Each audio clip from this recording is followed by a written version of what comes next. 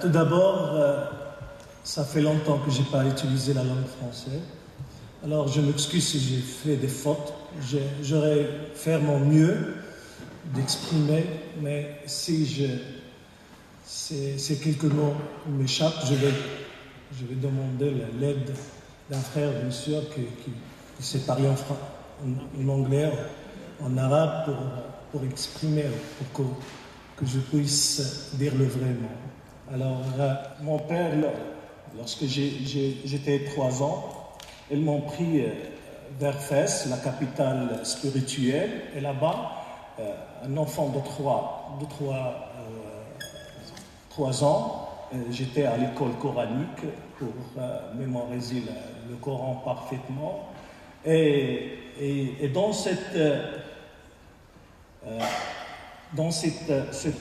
Fès, cette vieille Fès, c'est là que j'ai appris tout ce qui concerne l'islam et les études de l'islam que tout le monde le connaît, traditionnel.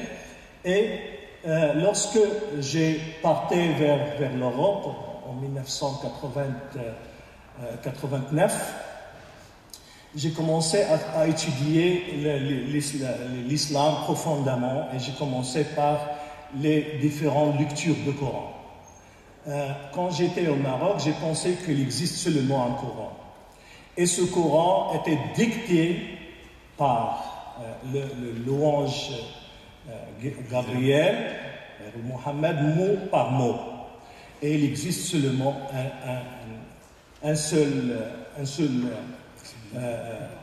un seul lecture du Coran. Mais en réalité, j'ai trouvé qu'il y en a 7.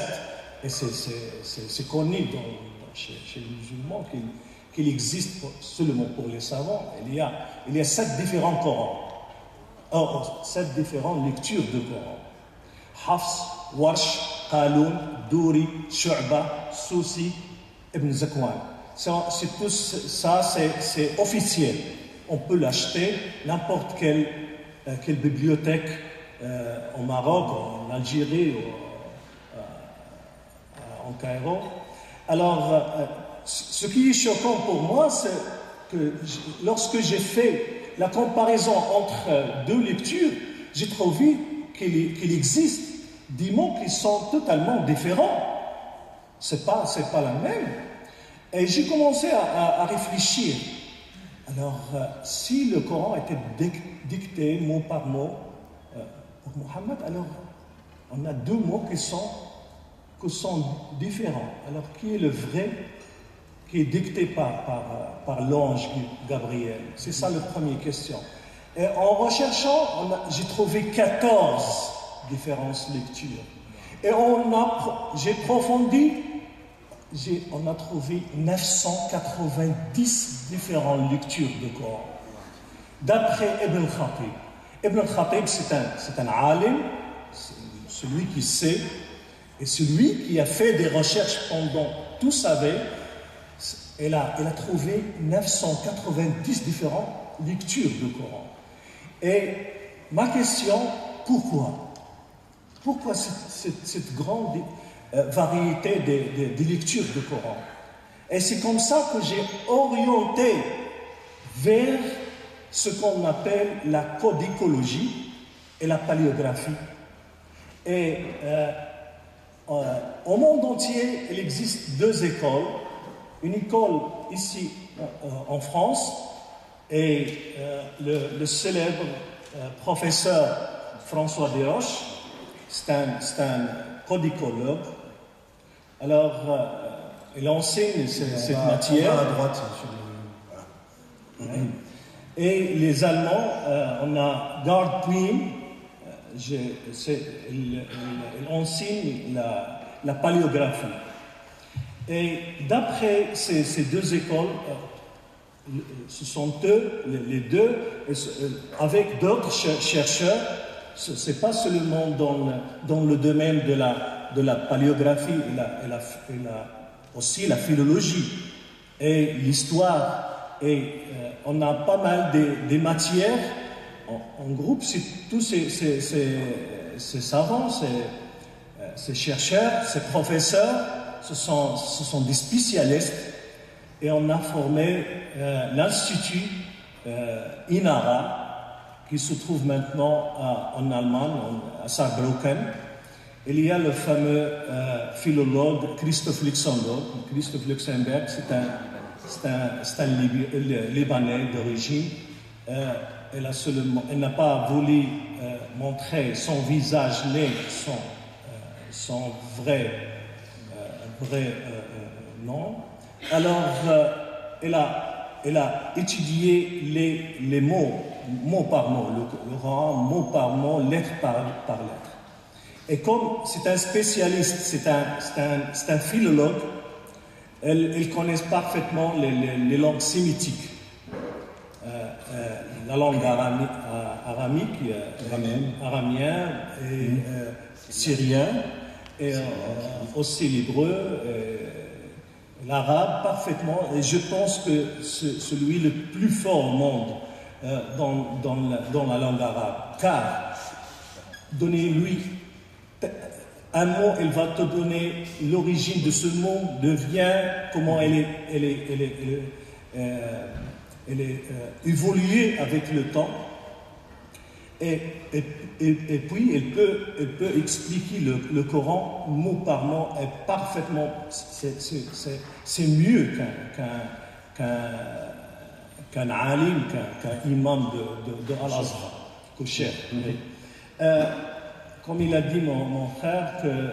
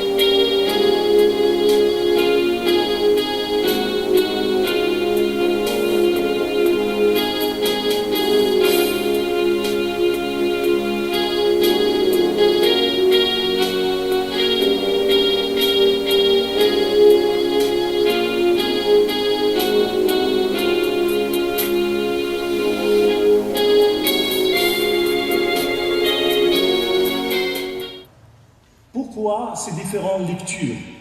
Pourquoi ces 990 différentes lectures? C'est tout simplement parce que la langue arabe était très primitive. Elle est même enfantine.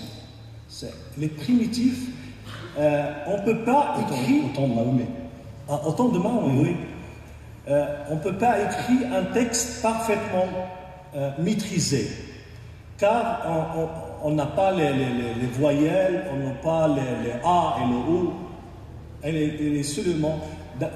On a 28 lettres maintenant en arabe, elle était seulement 15. Il manque pas mal de lettres. Alors, le premier style était le style hijazi. Et ce style hijazi, elle vient de la nabatien. Et la nabatien vient de l'aramique. Elle n'a pas de relation avec ce style de première écriture de l'arabe. Ce n'est pas d'origine de Mecca et Médina. Non. C'est tamoudique. Elles avaient des écritures tamoudiques. C'est totalement différent de celle-là. Alors, la première écriture du Coran et des manuscrits, c'était venu de nord. C'était venu de la Syrie et aussi de Jordanie, le nord de l'Arabie Saoudite. N'a pas de relation avec cet lieu de Mecca et Médina. Et ce style était évolué avec le temps, jusqu'à le temps de Bani Umayya, surtout le temps de Abd al-Malik ibn Marwan. On a le style koufique. À la fin du 7e siècle. Ouais. On a le style koufique. Le style koufique, c'était influencé par l'écriture des syriaques. On a ce qu'on appelle Karchouni. Karchouni, c'est une sorte d'écriture syriaque, mais prononcée en langue arabe, en dialecte arabe. Car au 7e siècle, on n'avait pas une langue arabe. On a seulement des dialectes, pas de langue. Pas de langue, car tout ce qu'on a, la langue arabe, c'est après 150 ans, à peu près entre 150 et 200 ans, ça commence à être une langue bien préparée, on a les voyelles, on a tout ça. Mais avant ça, il n'y a rien, c'est seulement... on remarque très bien, par exemple, sur ce manuscrit de Husseini, c'est au Caire, qu'il n'y a pas de points pour différencier entre les lettres. Car, par exemple, la lettre B, on met un point en bas, c'est comme ça, point. Et si on met un point en haut, c'est N. Si on met 2 points, c'est T. Et si on met 2 points en bas, c'est Y, c'est différence. Alors, à cette époque, il n'y a pas de ces points. Alors, si on prend par exemple un mot de 3 lettres, on peut construire 29 différents mots. Avec un mot de 3 lettres, on peut faire 29 différents mots. Alors, on a fait une expérience. L'expérience, on a remarqué, ces scientifiques, ils ont remarqué qu'il y a des passages sombres dans des versets, et surtout par des mots. Il y a des mots qui sont très difficiles à expliquer. On a même, par exemple, les grands savants, les grands ulama comme Tabari, Qurtubi, Ibn Kathir, tous ces gens, ils donnent parfois 15 différentes explications d'un seul mot. Alors comment on sait quel est le vrai mot? Qu'est-ce que ça veut dire? Alors, mais lorsqu'on a très bien qu'il existe 14 différentes lectures, pourquoi pas, si on fait le travail nous-mêmes et scientifiquement, et on voit est-ce qu'il va donner des résultats ou non. Les musulmans, ils ont réussi à trouver 980 différentes lectures du Coran. On veut seulement une lecture qui est très scientifique.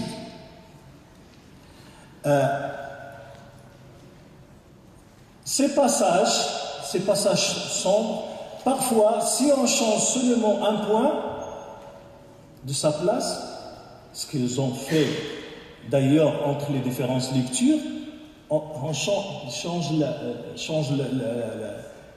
compréhension de lettre totalement. Et le contexte, il vient avec le contexte. Oui. Maintenant, comme il a dit mon frère à propos de la palimpseste de Sanaa, c'est le numéro 12, palimpseste Sanaa, ça veut dire le folio, la feuillette, c'était effacé, elle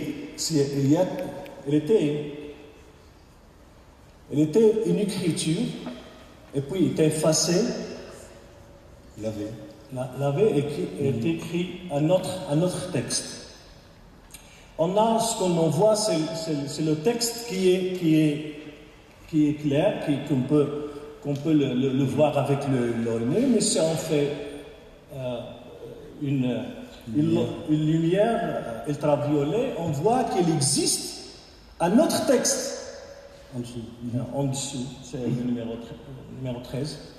On voit qu'il y a un autre texte. Ce texte, c'est pas le même que le Coran d'actuel. Même les manuscrits qu'on a trouvés, ils ne sont pas comme celle-là. C'est unique. Et ce manuscrit était étudié par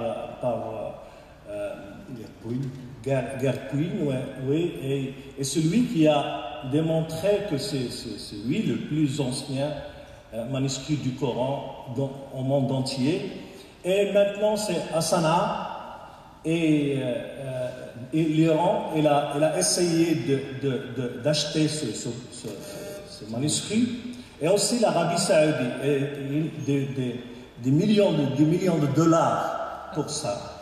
Mais Sanaa, les Yéménis ne veulent pas vendre. Et peut-être une cause de cette guerre, c'est grâce à ce manuscrit. Car il change l'idée totale de ce qu'on a raconté. Car sur ce texte, par exemple, on trouve que les Soras, il y a un ordre des Soras, mais dans ce manuscrit, c'est pas dans le même ordre. C'est pas dans le même ordre. Et aussi, les lettres, les mots, ils sont changés. On va donner, par exemple, deux exemples ici. C'est le numéro 14. On voit sur le Surah 9, At-Tawbah, 73, on voit très bien que le mot Jahannam, l'enfer, c'est écrit An-Nar. Oui, c'est celle d'avant. C'est celle d'avant le slide. Numéro 14. Non, c'est bon. Okay. Et sur le folio numéro 10, on voit très bien que le Surah 9, 74, il y a Yahlifuna, et c'était Yaqsimuna, c'est la même, mais c'est un changement de rasm seulement. Et Wa kafiru ba'da islamihim, il n'existe pas. C'est un najm, c'est clair et net, c'est un najm. Alors, dans la photo numéro 15, c'est un palme 6. Cette palme 6, elle est écrite par des chrétiens, c'est pas par les musulmans. On trouve l'écriture effacée, c'est de Surah 16, Surah An-Nahl, la baie, 106 jusqu'à 116. Et maintenant, on voit Luc 16, de 19 jusqu'à 31. C'est l'évangile de Luc. L'évangile de Luc. Ouais. Alors, ça montre très bien que même le Coran était écrit par des chrétiens, c'est pas par des musulmans. C'est choquant de voir ça. Et pourquoi?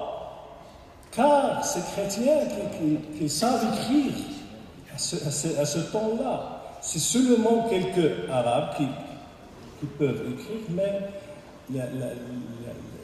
le travail d'un copiste, la plupart, ce sont des chrétiens. Les moines, Alors, on a étudié ça. Je suis un spécialiste d'un manuscrit qui s'appelle Marcel 18. Marcel 18, c'est ce nom donné par Jean-Joseph Marcel. Jean-Joseph Marcel, c'est un Français. C'était au XVIIIe siècle, la fin du XVIIIe siècle, qu'il a pris des manuscrits. Elle a pris des manuscrits de la mosquée de Amr ibn al-As. L'interprétation n'est pas complète. Ils ont Oh, vous n'avez pas que les semaines.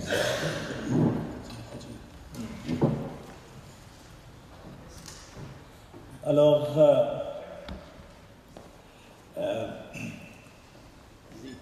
je suis un expert de cette manuscrit de Marcel 18. Et Marcel 18 appartient à un codex. Codex, c'est le numéro 2 dans le monde, plus ancien. C'est une spécialité du professeur François Desroches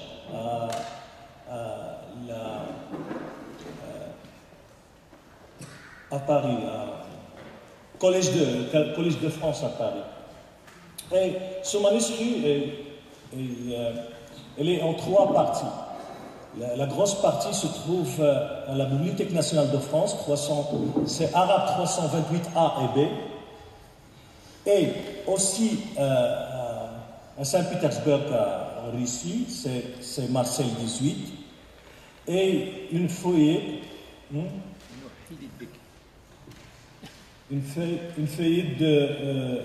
se trouve au Vatican, et une feuillette aussi à London.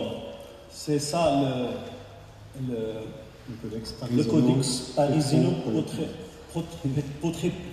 Codex Parisino-Petropolitanos.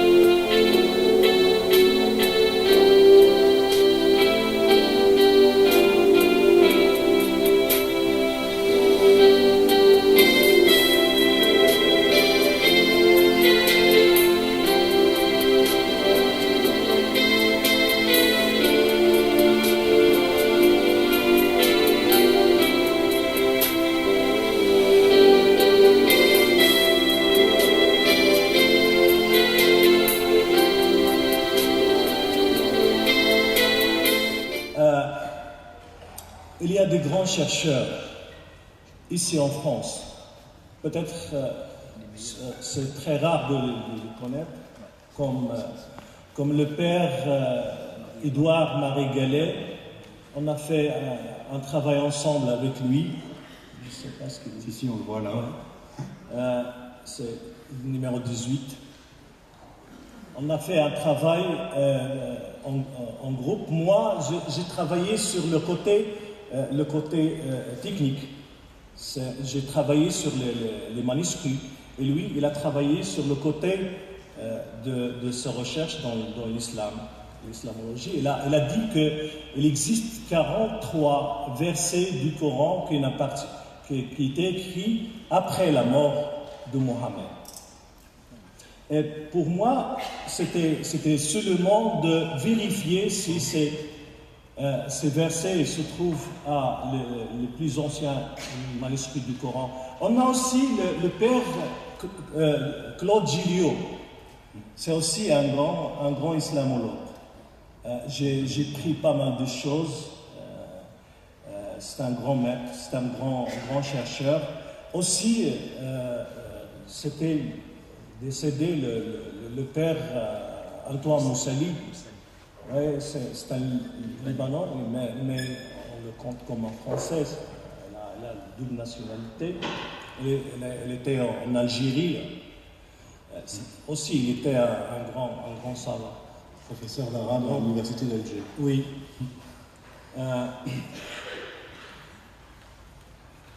Sur l'image 21, Inara, chaque année, elle prépare toutes ses recherches scientifiques sur les premières années de l'islam, comment l'islam a être. Et on a publié dans des livres, la plupart ce sont en langue allemande. Juste, Mohamed, Inara, c'est une revue à laquelle vous collaborez avec d'autres chercheurs, ouais, comme le père Gallet, comme Gerd Quinn, comme d'autres, comme Oli, par exemple, oui, des chercheurs allemands. Oui. Ça se trouve difficilement, mais on peut trouver les articles. L'article qu'il vient de mentionner sur le travail avec le père Gallet, on le trouve sur le site du père Gallet qui s'appelle le Messie et son prophète.com. Oui. Merci, mon frère. On a trouvé pas mal de choses et j'ai commencé à préparer des émissions de la télévision pour parler avec les Arabes sur ce sujet, car ce sujet c'est tabou, ce sujet c'est très dangereux de parler de ces choses, de montrer que le texte coranique était évolué. C'est à peu près 200 ans d'évolution. Et puis on a obtenu ce qu'on a aujourd'hui. Et ça, c'est pour les musulmans, même les professeurs.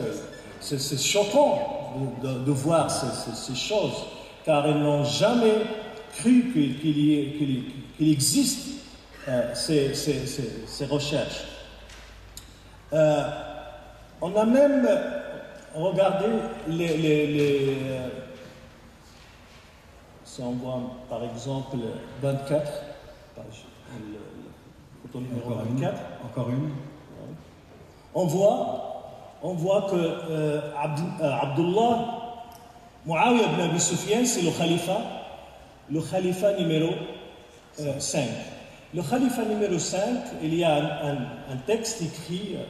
En pouvoir en 660. Oui. Et il y a une croix dans le premier texte. Il y a la croix et puis le mot Abdullah Muawiyah. C'est nouveau ça, car comment un khalifa peut laisser quelqu'un mettre la croix avant ça. Vous voyez sur l'écran l'écriture, elle se termine par une croix. Et ça commence avec une croix. Pardon, elle commence avec une croix, mais ça dépense sans aucune Ce qui est choquant aussi, on a trouvé avec des spécialistes comme Volker Popp, c'est un Allemand, spécialiste les coins, les numismatiques. Les numismatiques, oui. Les pièces de monnaie. Les pièces de monnaie. Et ce qu'on a trouvé, quand, par exemple, une pièce d'argent de Persiens, et c'était frappé en 614. Il y a le mot Abdullah en arabe écrit sur le côté. Abdullah. Alors, si on pense 614, qui est ce Abdullah? Personne ne sait, spécialement en 614. Et on a une autre semblable, mais elle était frappée en 620. En 620, elle est écrit Mohammed.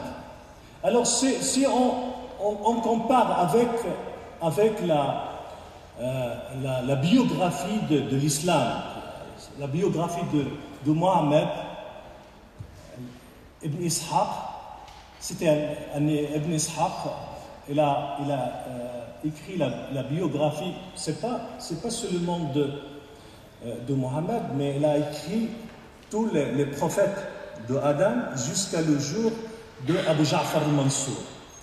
Ça veut dire après 125 ou 130 ans après la mort de Mohammed. Ils ont commencé à écrire la biographie de Mohammed. Et maintenant, en 622, il a fait le Hijra de Mecca à la Médina. Et le temps de Hijra, avant 622, était Mr. Naubedi. Était un introniste. Il n'y a personne qui le connaît, seulement quelques Arabes. Mais le mystère, c'est qu'on trouve en 620, on trouve le mot Mohammed sur une pièce persane. C'est de la folie. Comment on peut accepter ça si on est musulman? Car on sait très bien qu'en 622, c'était le vrai début de l'islam. Mais avant ça, c'est impossible que soit le nom de Mohammed écrit dans une pièce d'argent. Non pas ça, on a trouvé d'autres choses. Avant le khalifa numéro 5. Pendant le premier de l'islam, on trouve par exemple le premier... ça c'est sous Omar. Non, c'est la période des premiers khalifats. On n'est pas scientifiquement, on n'est pas des noms de khalifa. Le premier khalifa scientifique, c'était Muawiyah ibn Abi Sufyan. C'était pas Omar, c'était pas Abu Bakr, c'était pas Ali.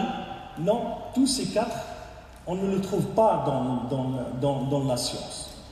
Il n'y a pas de traces. Pas de traces. On a des pièces de monnaie, comme on voit la première, on voit qu'un gouverneur ou qu'un roi, avec sur le cran, il y a la croix, il y a une croix sur la main gauche et une boule avec la croix sur la main droite, et l'autre face, on a Mohammed. Et on a M, ça veut dire 40 millisma, c'est la valeur de cette pièce, c'est M, ça veut dire 40, et une croix. On a Mohammed et la croix. Comment on comprend ça? Comment on peut expliquer ça? Ça, c'est nouveau. Non, pas ça. On a trouvé, par exemple, la deuxième, au milieu, il écrit Muhammad Rasulallah. Et l'autre côté, le menorah. Menorah des Juifs. Comment ça s'explique?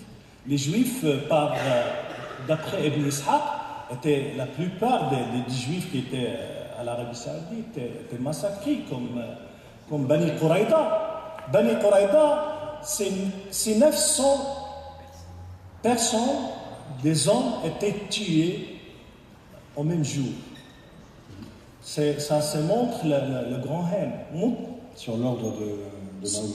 Oui, sur l'ordre de Mohammed. Mais comment on peut expliquer cette pièce de monnaie avec la menorah?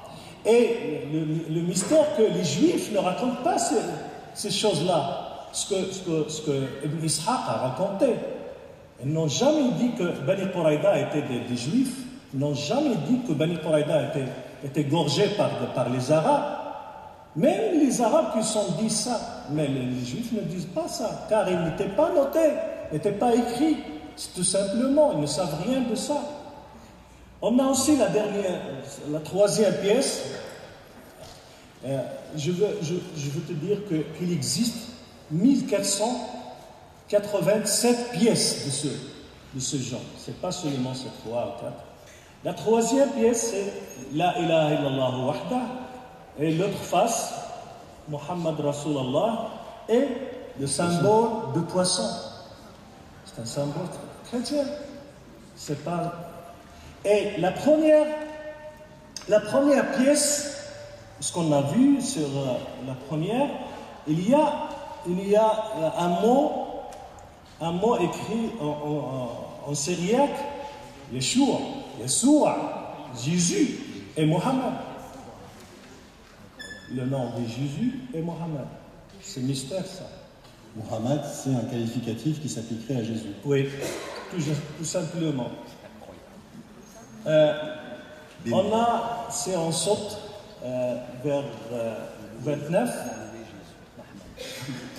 image 29, on voit que surtout la deuxième pièce, d'après Volker Pope, c'est un expert de cette monnaie.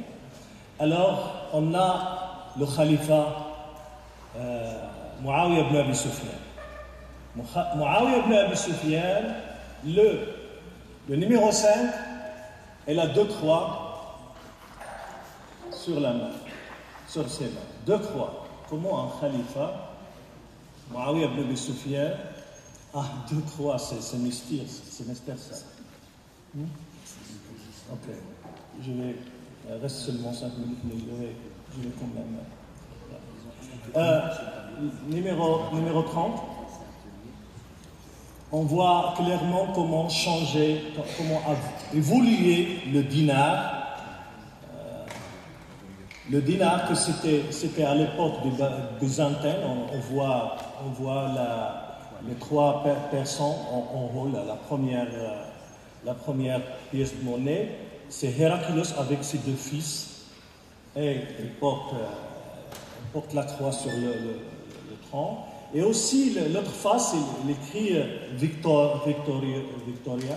C'est lorsque, en 628, ils ont pris Jérusalem de la main des Perses, en 628. Et elle a pris la croix, la vraie croix, et la met à Jérusalem en 628.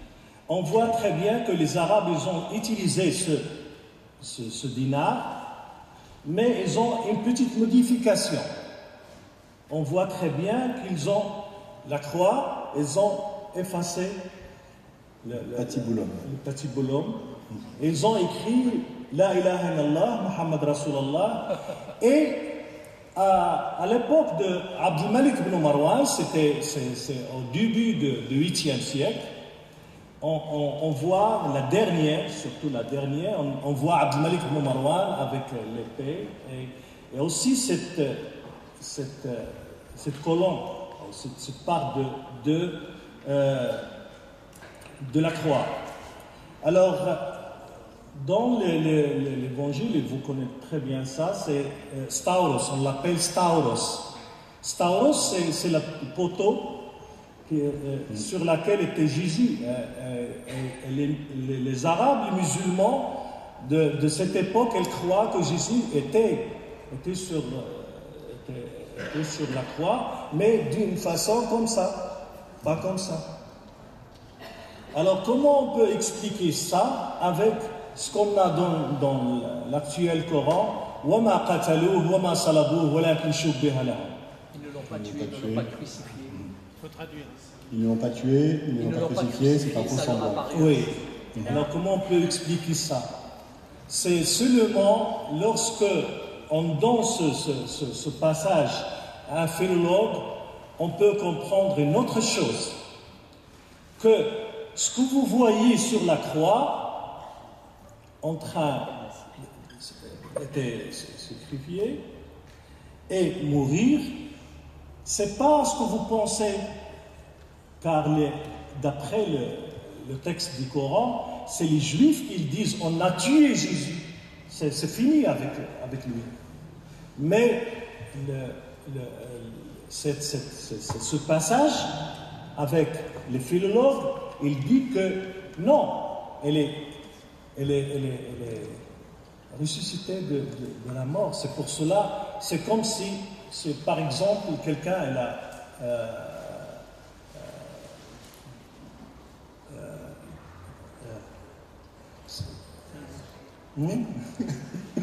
c'est quelqu'un, il a voulu tuer quelqu'un avec un flingue. Alors, on a l'intention. Oui.